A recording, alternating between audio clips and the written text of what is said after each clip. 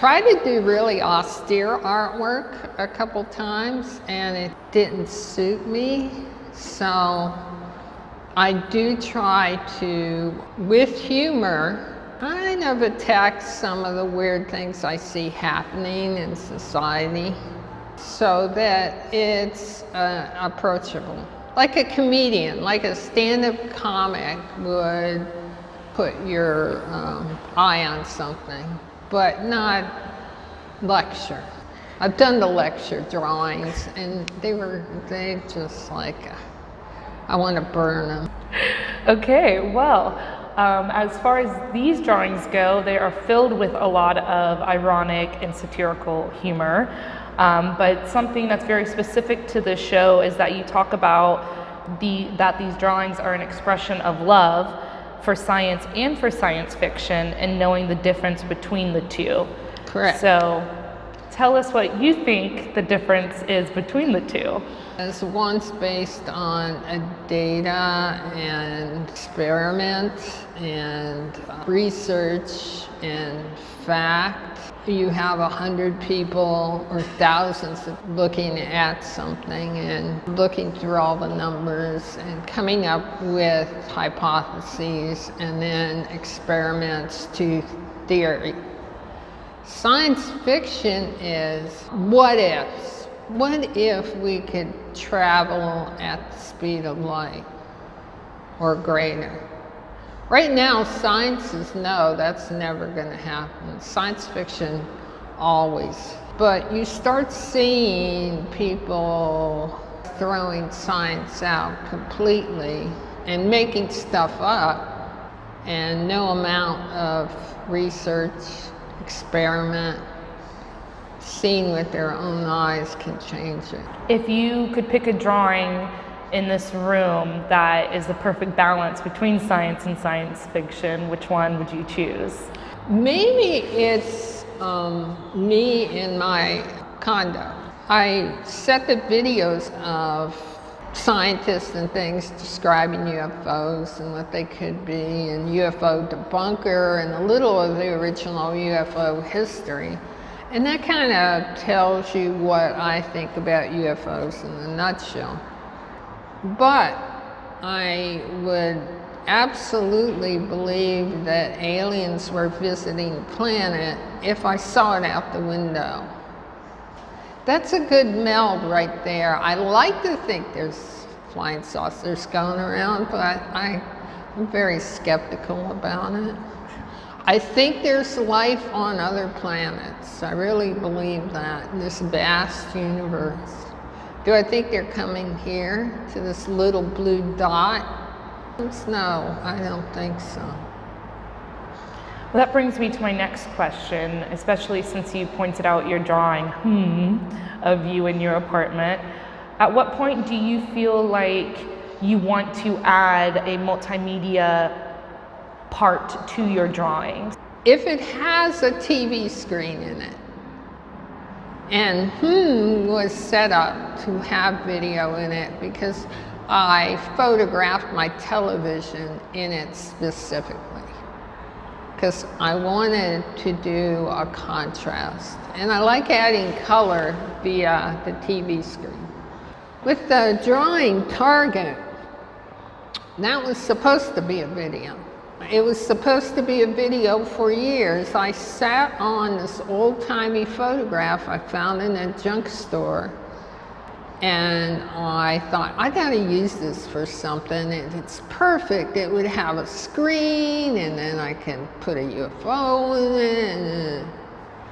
And then I really looked at it, and I thought, oh, it's kind of elegant without the screen. So I drew the screen in it, the UFO flying by. And that UFO is very 70s British style UFO. There's all these, I used to watch this show called UFO, and it's kind of off that. So then I thought, I need a second drawing, and I had some government photos of a control center, and I had, it had screens in it, and I thought, oh, that's perfect. And then the video came out from the DOD of those Navy pilots. So I'm like, oh, I can use that as the video. So those two drawings were, one was supposed to be video, the other wasn't going to be, and they reversed their lot in life. And the drawing tells me what it wants to do. Almost every single one of your drawings have an excruciatingly amount of detail in them. So about, on average, how long does it take you to complete one of these?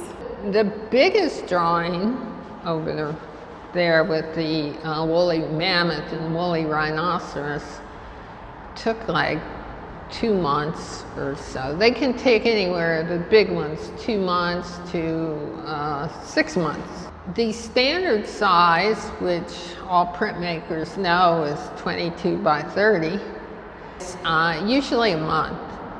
And then the smaller drawings take anywhere from a week to 2 weeks. Well, you mentioned, and I just want to go back to this drawing, woolly mammoth and woolly rhinoceros. Now this drawing kind of stands on its own, not only due to the size, but that also it was created in 1983 and it is put on a silk scroll. Right. And I believe you told me once it was exhibited in China, correct? Yes. How does that fit with the rest of the show here? I think it fits because having woolly rhinoceros and woolly mammoth as part of the still life is science fiction right there. And it actually influenced the newer piece of the Tyrannosaurus, except we don't have the rest of the still life. It just sits on this ledge very cleanly. I was going to have it walking across something, but I thought, okay, I haven't walked across the edge of the paper. It almost seems like in Tyrannosaurus Rex, by cutting that dinosaur off, and not giving the viewer the entire picture, we're able to use our imagination to think of it even as bigger as what we see the first half of it. Yeah, I used the frame as if it were unable to fit in there. He's really scrunched in there, and it's like he's going to explode in that space. So something interesting that came out a few days before the opening of your show, Declassified, is the New York Times and USA Today and a plethora of other online magazines and newspapers released a statement saying that the Pentagon is now creating a section of unexplained aerial sightings, otherwise known as UFOs. How do you feel about that? I just find that so coincidental that at the time of your opening, where it's all about declassified UFOs and the science and science fiction, that the government, 3 days before your opening. Yeah, if it will make people more comfortable, look at it. We really need to know. They could be drones from Russia or China or something like that. We do need to know what they are. Even if it's a plastic bag floating across, and people have misidentified it. Well, speaking of the article and recent events like the storm of Area 51, I think that makes your work extremely relevant to current times. However, you're using one of the oldest art forms, and so, that kind of combination of traditional medium and this new media, I feel like makes your work extremely unique. And I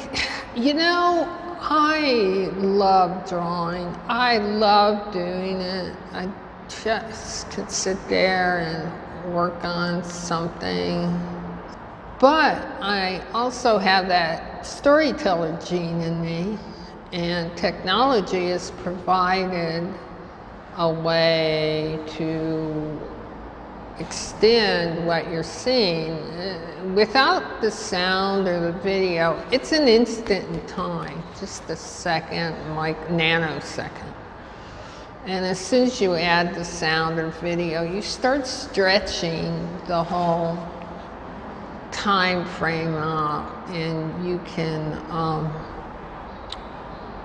see into the future when you're looking at it, or in the past too. So it's a fun way of introducing time as an element that's actually in motion. Well, speaking of in motion, playing behind you here, you have something new that you've experimented with, which is animating your drawings. Yeah, I have animated my drawings before with a whole ABC book, but it influenced this. And then I have done projections on top of drawings. Mm-hmm.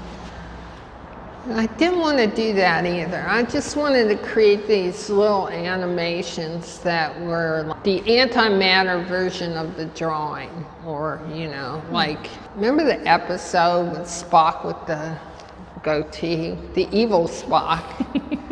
So the drawings are a little sweeter, and then the animation's evil Spock. And it was fun. I'm laughing away as I'm torturing, like you hear people screaming, ah, zzz.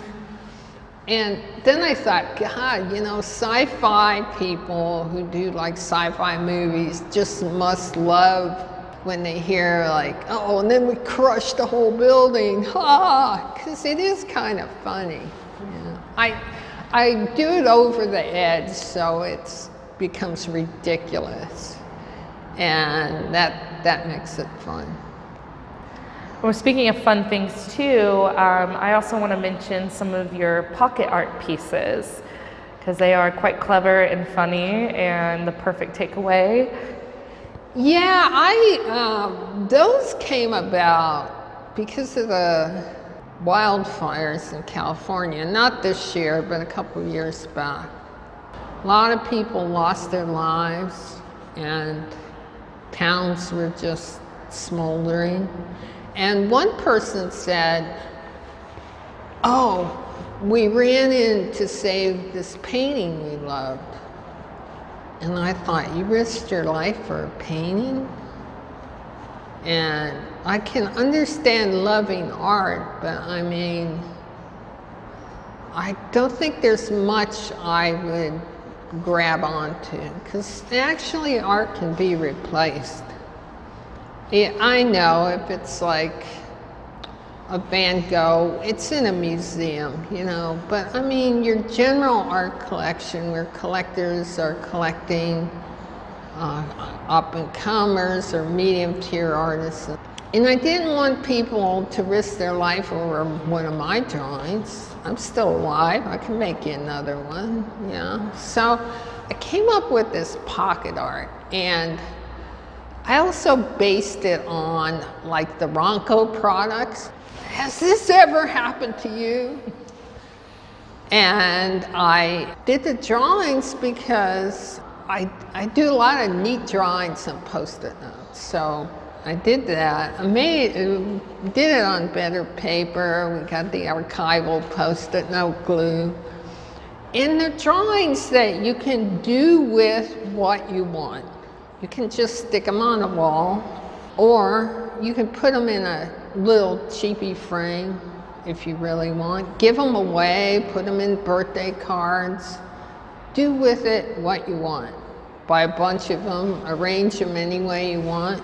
But you don't have to risk your life over them. They're just little fun, crazy drawings. And it gives me a good opportunity to eat a lot of snack foods. Donuts and stuff like that. Every donut I draw, I have eaten. Back to the vices, huh? Yeah, back to the vice. You know, it's like, oh, hey, I think I want to do a drawing of Swiss rolls. I guess I'll have to go buy a box of Little Debbie's, you know, and then once I photograph them all, then I go on and eat them. It's great. It's a great way to draw.